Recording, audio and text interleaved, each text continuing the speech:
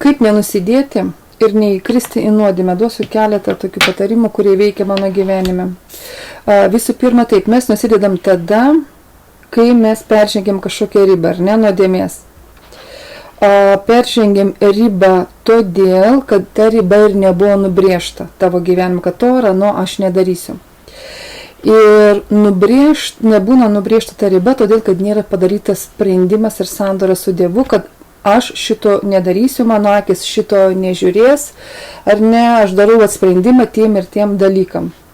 Ir tokį kaip pavyzdį duosiu iš savo gyvenimo. Senai, kai mes susitikėm su savo vyru, aš pasakiau savo tokį, padariau tokį sprendimą savo viduje, kad va šitas rytis, ar ne, man, kaip sakyti, santykio švarumo, lovo švarumo, ta prasme, darau sprendimą, kad bus švari šitas rytis mano gyvenime. Ir aš padariau va tokį sprendimą, kad jeigu kada gyvenime sulaukčiau kažkokio kitos lyties atstovo, tarkim, dėmesio, mano atžvilgiu tokio nedviprasmiško ar ne, ta prasme, ką aš darau? Aš darau taip, jeigu sulaukiu tokio, tarkim, žvilgsnio, nedviprasmiškai, aš iš karto tą pačią sekundę, aš padariau sprendimą, tą pačią sekundę aš uždarau širdį visiems, tai nuodėmė, nes kas yra nuodėmė? Tai yra saldumas mūsų sielų, ar ne, kažkas čia pažiūrėjo, ar ne, geidulingai, tu čia sulaukiai kito žmogaus dėmesio, ar ne, dar kažką, plus dar prie to pačiu, jeigu tavo antra pusė yra kažkokie sunkus santykiai ir jis nerodo tau dėmesio, tai ir labai lengva suvilioti tave toj srity. Ar ne, tarkim, kažkas svetimas pasižiūrėjo tave geidulingai, ta prasme, tu negauni šiltų santykių iš savo šeimos, bet dabar ne apie tai, ar ne. Ir labai lengva tave suvilioti, ar ne, ir ką aš padariau, iš karto darau sprendimą, iš karto tą pačią sekundę uždaryti širdį ir kojas į rankas ir dingti iš tos vietos ten, kur yra pagundimas, ten, kur, ta prasme, nuodėmė norėtų ateiti, ar ne? Ir plus mes esam silpni atsilaikyti prieš įvairias nuodėmes, todėl mes tiesiog turim nebūti tose vietose. Ir realiai buvo keletą tokių situacijų, kur aš susidūriau su tuom, realiai aš dariau sprendimus kaip sakyti, aš iš karto ėjau iš tos vietos, iš karto, kad nebūtų su tai žmonėm, nesimėgauti, ne tai, kad nesimėgauti tą nuodėmę, bet tiesiog neleisti, kai jis stovėtų prie manęs, iš karto mano akis buvo uždarytos, širdis uždarytos ir dingau iš tos vietos. Kitaip ten, aš padariau sprendimą, va toj srity, kad netgi neleisiu savo žaisti su nuodėme arba su mintim apie kitą žmogų, aš neleisiu savo nei žaisti, ta prasme, nei kultivuoti tų minčių, ar ne, nes, kaip pasakyti, Jėzus aiškiai pasakė tokį dalyką, kas yra svetimoteriavimas tuo klausimu. Tai reiškia taip, svetimoteriavimas yra tada, kai tu geidulingai pasižiūri kitą, arba kitas pasižiūri tave ir tu atsakai tuom pačiu. Tu galbūt ten nesišypsai dar kažką, bet tau yra viduj saldu ir tu jo pradedi užsižaisti. Vieną dieną, antrą dieną viena mintis, antrą mintis, tu žiūrėk jau vis mastai ir daugiau, žiūrėk, čia žinutė parašė, jisai tau parašė, ar ne, ir prasideda toks žaidimas, jis gali užsitęsti ilgai ir čia tik laiko klausimas yra, kada jūs sugulsit. Štai kodėl Jėzus pasakė, vien pasižiūrėti geidulingai į svetimą vyrą arba svetimą moterį jau yra nuodėmė. Todėl, kad čia ir tik laiko klausimas, kada jūs sugulsit. Ir Jėzus tai žinojo, jis labai aiškiai tos dalykus įvardyja. Ir aš prieš daug metų padariau savo sprendimą su savo akim, padariau sandorą su savo širdimi ir su Dievu, sakiau, taip mano akis nematys tų dalykų, jeigu iš karto būna pretekstas tokiem dalykam, ar ne, iš karto bėgu iš tos vietos, uždarau širdį ir akis staigiai. Tai va toks momentas yra, kitaip tariant, ką aš padariau. Aš nubrėžiau liniją. Labai aiškiai vardijau, kas dėl manęs yra svetimoteriavimas, ne va šitą nuodėmė. Labai aiškiai savo pasakiau, kad netgi kito vyro saldus kažkoks žvilgsnis į mane, jau man tai yra nuodėmė. Aš savo išsikėliau tokį levelį, tai yra biblinis levelis yra. aš savo pasakiau, stop, čia daugiau neleisiu niekada, mes nesam apsaugoti nuo tokių žmonių, mes susidarėm su žmonėm, visada visokių žmonių yra, tų tokių vyrų medžiotojų ir panašiai, ta prasme, jie visada bando tas ribas, ar ne, kas atsišaukia jų žvilgsnius, ar ne, ir ten tos pavadininius vandenės visokius. Ir aš sakiau, ir aš ką padariau, aš nubrėžiau liniją. Visų pirma, aš savo pasakiau, kokie standartai ir pas manęs, ar ne, šituo klausimu. Tada nubrėžiau labai storą liniją, kadangi nubrėžta, aš jos niekada neperžengiu. Lygiai tas pats galėčiau dar duoti va tokį pavyzdį. Pavyzdžiui, kai mes kažką norim, planuojam padaryti, ar ne, tarkim, aš planuoju pradėti eiti sporto salę. Aš planuoju ten kūdėti, aš planuoju, tarkim, pradėti, man reikia kažkada pradėti maldą, ar ne, savo gyvenimą, užsiauginti. Dar kažką planuoju pradėti daryti, ar ne, planuoju ten, tarkim, Rusiją susitvarkyti. Ir aš supratau taip, kartais, jeigu aš konkrečiai nepasakau datą, laiką, kada aš tai turiu pradėti daryti, ta data vis nusikelia. Kitaip tariant, nėra nubrėžta linija. Ir ta prasme, kad linija viskas iki tos datos, aš turiu arba pradėti sprendimą padaryti, kad aš einu tai ir darau, ar ne, arba va ta data viskas aš ten pradedu, ar ne, ir kol nėra nubrėžtas konkretus laikas, konkretus valanda, ar tai diena, ar tai metai, ką tu nori nelygų padaryti, ar ne, tas laikas kažkaip oriai ir kabo ir tas sprendimas nepasidarosi.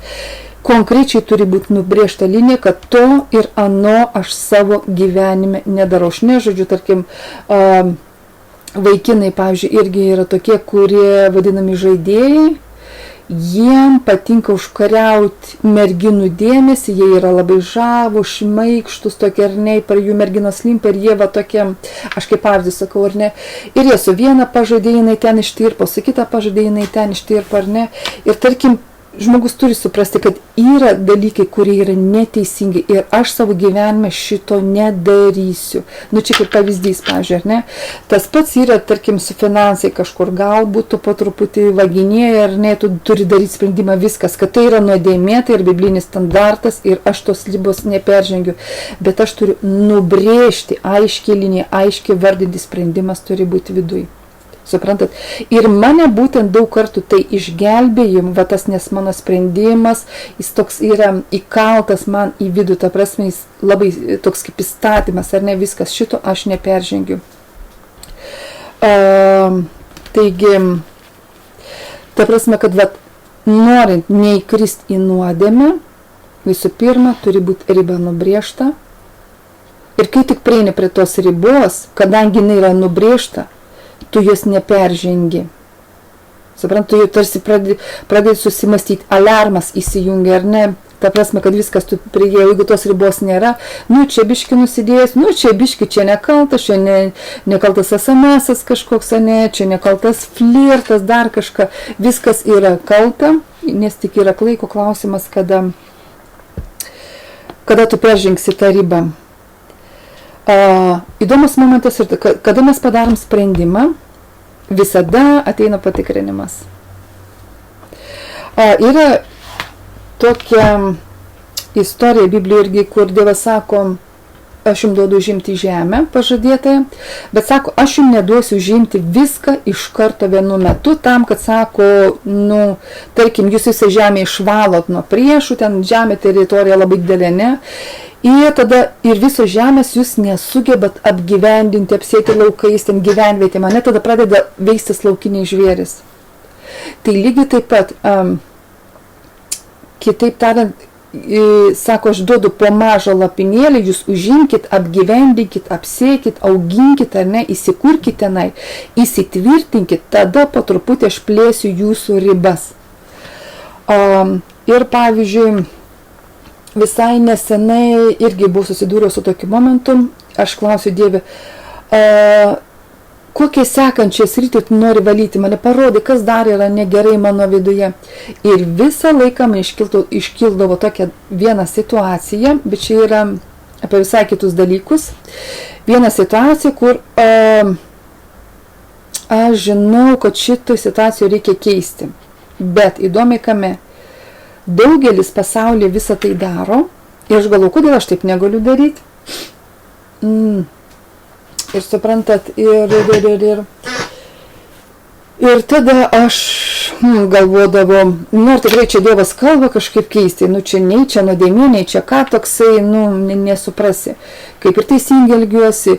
Ir vėl ateina kažkoks laikas, vėl sakau, Dieve palik mane, ir sakau, Dieve palik, čia dar, ta prasme, aš noriu, kad keistų mano gyvenimą, ir vėl man iškyla ta pati vieta. Ta prasme, tarsi mintis ateina iš mano galvos, kad čia tą sritį reikia keisti, čia tą sritį reikia keisti. Ir ilgą laiką aš tame gyvenau, kol po to pradėjau suprasti, gal rimtai Dievas tiesiog, man reikia vėl daryti sprendimą šitoj vietoje, kad aš taip ir taip turiu elgtis, nes taip ir taip yra teisinga. Ir esmė tame, kad, tarkim, yra tokių situacijų, kol tu nepadarysi sprendimo tai pakeisti, tu eisi aplink tą kalną 40 metų, kaip izraelitai išėjo į dykumą, ėjo aplink tą kalną ir vis negalėjo perėti į pažadėtąją žemę, todėl, kad jie nepadarė sprendimo. Jie vis ėjo vieną kartą apie, ta prasme, ėjo aplink tą kalną, nes kažkur sprendimas ir nepadarytas, neišspręsta situacija ir Dievas negali vesti toliau. Ir įdomus momentas toks, kai aš padariau tą galų gale, aš ilgai dariau tą sprendimą, vis darydavau, ir matau tos ribos tikrinamas, kol nėra dar stipriai nubrėžta riba, toje situacijoje aš vis ją peržengdavau, bet vis tiek viduj aš suprasdavau, kad aš turiu iki galo nuspręsti. Ir aš vienu momentu miriau savo, viskas, darau sprendimą, buvo nerealiai sunku, kiekvienas iki, kai aš turėdavau padaryti taip, kaip aš buvau nusprendus, kaip aš nubrėžiau tą liniją, kad viskas šios neperžengiu, nes tai yra neteisinga. Ir aš vienu momentu prisiminiau, toksai situacija buvo, ir aš turiu vėl elgtis teisingai, bet tai yra man labai nenaudinga, bet žinau, kad tai yra teisinga. Ir ateina tokia mintis, ar tikrai čia Dievas tau pasakė? Juk visi taip elgėsi, problemų nėra. Ar tikrai tau Dievas tai pasakė? Ir aš iškart prisiminiau, kaip gyvatė buvo prieis prie Dievas ir sako, ar tikrai tau Dievas pasakė nevalgyti nuo to medžio, ne? Ir kitaip tariant, visada ateina patikrinimas, kiek stipriai tu nubrėžiai tą liniją. Kitaip tariant, tam, kad tu žimtum tą pažadėtąją žemę, kažkokią sritį, tu darai sprendimą ir visad, kitaip tariant, kai tu padarai tą sprendimą, bus bandoma tą ribą pratempti į priekį vis, ane? Bus, kitaip tariant, toks ateina išbandymas, ar tikrai čia Dievas tau pasakė, žiūrėk, čia visi taip elgėsi, ką tu čia toks kaip balta varna, ne dar kažkas. Kol tu antiek tvirtai neįtvirtinsi tos ir tu turi vis daryti, teisingi, po to pradedi jau nebesusimastyti, jau nebeteina tie klausimai ir tikrai Dievas pasakė. Tu jau tikrai, žinai, tu nori įtvirtinti tą teisingumą, tą šventumą savo gyvenime, ar ne, įtvirtinti tą. Kitaip tariant, kaip izraelitai, Dievas sakė, aš jums neduosiu užimti visos žemės, duodu lopinėlį, ten įsitvirtinkit, ten padarykit tvirtą šitą sritį, ar ne, tarkim šeimos šventumo klausimą, tu padarai tvirtą tą sritį, ar ne, ir po to, kai tu esi išbandomas ilgą laiką tame, po to Dievas mato, viskas, jau įsitvirtinai, jau riba nubrėžta, tu jos ribos jau neperžengi, tau jau nebėra klausimą, ar čia teisinga, neteisinga, suprantat, jau įsitvirtina toks kaip įstatymas viduj, ta gerąja prasme. Tada Dievas duoda sekančiai sritį. Ir lygiai taip pat, ta prasme, vėl plečia tavo kolelius, to šventumo, vis valomas tas tavo gyvenimas po truputį, ar ne. Ir aš matau, dabar man jau nebėra sunku. Taip, aš jau nebeužduodu klausimą, čia teisinga, neteisinga, čia man Dievas pasakė, ar ne Dievas pasakė. Tiesiog aš jau, padariau, nubrėžiau, kad, sakau, šito gyvenimo, šito nedaleisiu savo gyvenime, nors kiti tegul daro ar nedaro, nesvarbu, mano gyvenime šito nebus, aš padariau sprendimą ir viskas. Dabar, kai jau pastoviai aš turėjau mirti savo, kad ne, aš darysiu teisingai, vis ateina tos mintis, ar tikrai tau Dievas pasakė. Ir jau kai pasidarė mano tas sprendimas tiek tvirtas, man jau nebėra klausimų, čia teisingai ar ne, tiesiog aš jau, ta riba jau nebėra jinai stumdama. Ir man pasidarė jau lengva ir įdomiai, kas iš karto po to mano sprendimo, kai aš jau pradėjau tai tvirtinti, kai šitas dalykas buvo apvalytas mano gyvenime, staiga aš pamačiau, kaip Dievas mane pervedė kitą lygį, atsivėrė duris, į kitus sekančius dalykus aš pajudėjau, tai buvo nerealiai įdomi patirtis tokia. Bet kai aš vis tą sprendimą nepadarydavau, buvo tarsi pastrigus kažkokiam tai sezonė, vis negalėdavau išeiti. Tas tavo teritorija negali praplėsti labiau, ne, ta prasme, ir įdomi, kas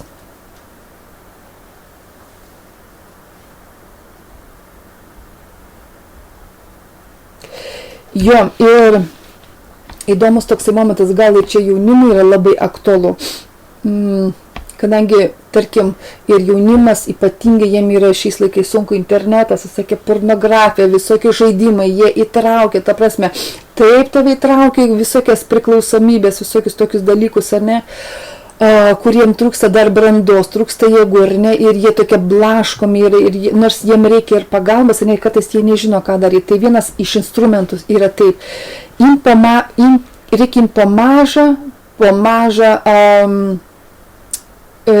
kaip sakyt, ne viską iš karto. Tu gali melstis prašyti Dievą, ką dabar man padėk sutvarkyti, kokią sritį, ar ne, ir tu pradžiai imk daryk tuos sprendimus. Sprendimai padaryti irgi gali tau reikėti ir dienos, ir 2, ir mėnesių, ir 3 mėnesių. Buvo sprendimų, kur aš 3 mėnesius dariau savo gyvenimo sprendimus, kol aš pasakiau viskas. Čia ir dabar, ir šiandieną aš nusprendžiu viskas. Ar ne?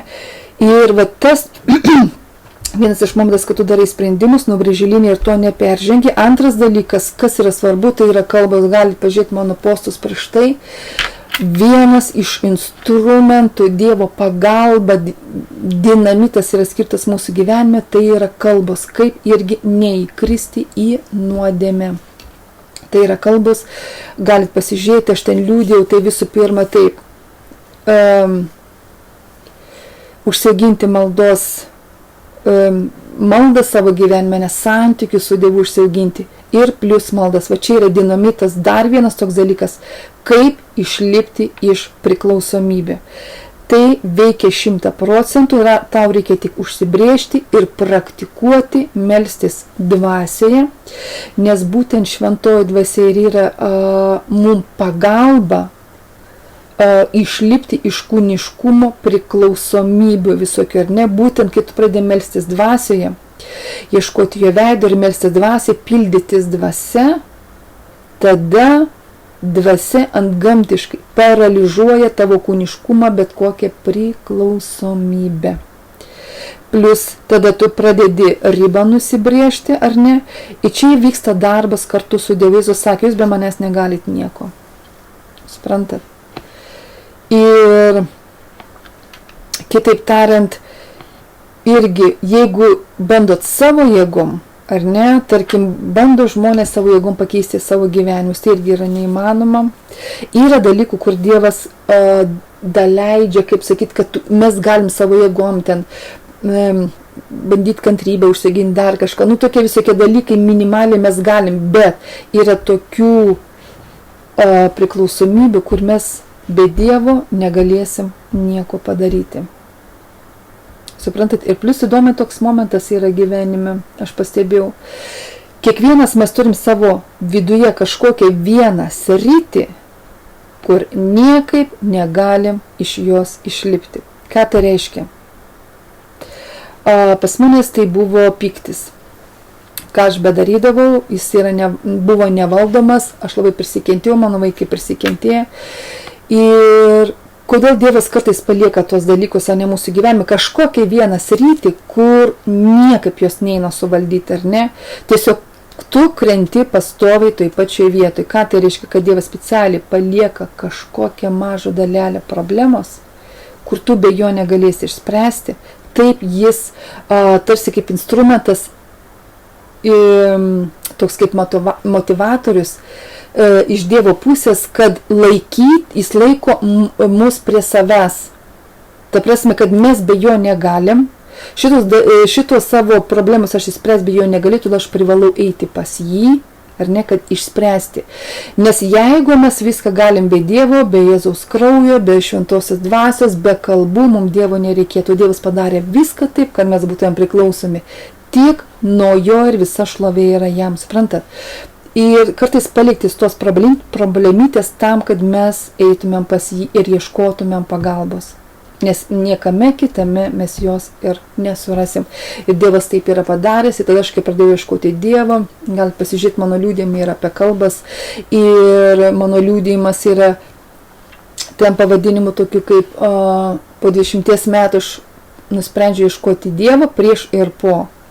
Ir aš ten liūdėjau, kaip keitėsi mano gyvenimas, aš kaip pradėjau melstis kalbom, kaip aš atsigrįžiau atgal, pasižiūrėjau, kad aš paskutinį kartą stresavau ir nervavaus ir draskiausi, aš prisimenu, kaip tos maldos pradėjo suguldyti, ta ramybė atėjo, ta prasme, tas kūniškumas buvo suvaldytas ir man nebereikia pastangų suvaldyti šitą pyktį, nes aš kiekvieną dieną meldžiuosi kalbom. Ir čia yra dinamitas. Taigi, tai vat instrumentas, norit neįkristi nuodėmę, visų pirma, tu turi savo aiškiai pasakyti, kas yra nuodėmė, standartai turi būti pagal Bibliją, nusibrėžti šitos standartus, nusibrėžti storą raudoną liniją ir jos neperžengti. Tai va čia yra toks instrumentas, jos neperžengti.